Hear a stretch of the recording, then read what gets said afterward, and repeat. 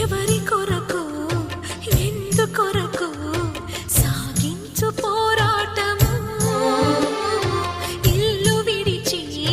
పల్లె విడిచి ఎన్నాళ్ళు ఈ నరకము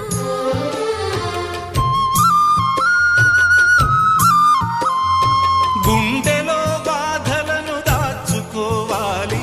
నా పోరు బాటలో నీ తోడు కావాలి పల్లెనే ఇల్లుగా నువ్వు చూసుకోవాలి పంచాది నిర్మలకు చెల్లెవనిపించాలి